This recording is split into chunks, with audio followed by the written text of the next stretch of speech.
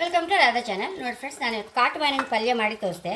ಈ ಹಲಸೆಹಣ್ಣು ಮಾವಿನ ಸೀಸನ್ ಅದಲ್ಲದೆ ಮತ್ತು ಎಂಥ ಅಡುಗೆ ಮಾಡೋಕ್ಕೂ ಮನಸ್ಸು ಬರೋದಿಲ್ಲ ಫ್ರೆಂಡ್ಸ್. ಹಾಗೆ ಇದೆಲ್ಲ ಕಾಟು ಮಾವಿನ ಹಣ್ಣು ಸುಮಾರು ಹಣ್ಣಾಗಿದೆ.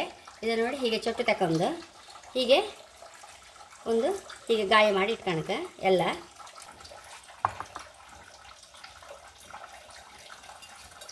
4 ಬದಿ ಸಿಗ್ದಿ ಹೀಗೆ ಚೂರಿಯಲ್ಲಿ ಕಟ್ ಮಾಡಿ ಇಟ್ಕೊಂಡೆಲ್ಲ.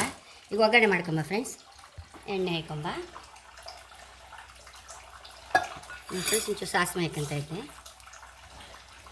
ಈ ಮಾವಿನಕಾಯಿ ಹಾಕೊಂಬ.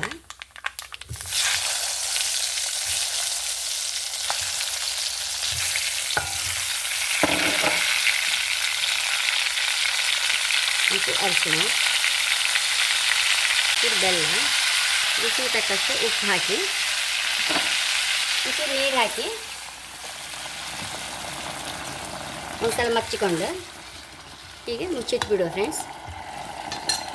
ನೋಡಿ ಫ್ರೆಂಡ್ಸ್, ಇದಿಷ್ಟು ತೆಂಗಿನಕಾಯಿ, ಮೆಣಸು, ಸಾಸಿವೆ ಸಣ್ಣ ಅರ್ದು ಮಸಾಲೆ ಸಣ್ಣ ಆದಮೇಲೆ ಲಾಸ್ಟ್ಗೆ ಬೇವಿನಲ್ಲಿ ಹಾಕಿ ಚಕಪಕ ಮಾಡಿಬಿಡ್ತೆ ಫ್ರೆಂಡ್ಸ್. ಇದನ್ನೀಗ ಪಟ್ಟ ಹಾಕೊಂಬತ್ತೆ ಹಾಕಿ ಬೆಂದಿದೆ, ಸರಿ ಪಾಕ ಬಂದಿದೆ. ಈಗ ನಾವು ಅರ್ದಿಟ್ಟು ಮಸಾಲೆ ಹಾಕೊಂಡು ಬಿಡುವ ಇದಕ್ಕೆ.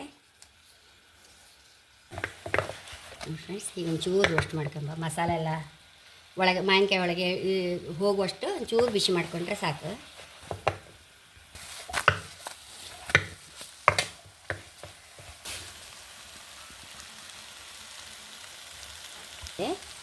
ಇದನ್ನೀಗ ಬೌಲಿಗೆ ಹಾಕೊಂಬ.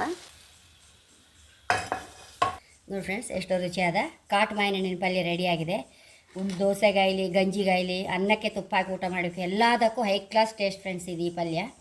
ಹಾಗೆ ಖಂಡಿತ ಕಾಟು ಮಾವಿನ ಸಿಕ್ಕರೆ ನೀವು ಸಹ ಟ್ರೈ ಮಾಡಿ. ನನ್ನ ಚಾನಲ್ ಇಷ್ಟ ಆದರೆ ಸಬ್ಸ್ಕ್ರೈಬ್ ಮಾಡಿ, ಲೈಕ್ ಮಾಡಿ, ಕಾಮೆಂಟ್ ಮಾಡೋದಂತ ಮರಲೇಬೇಡಿ. Thank you.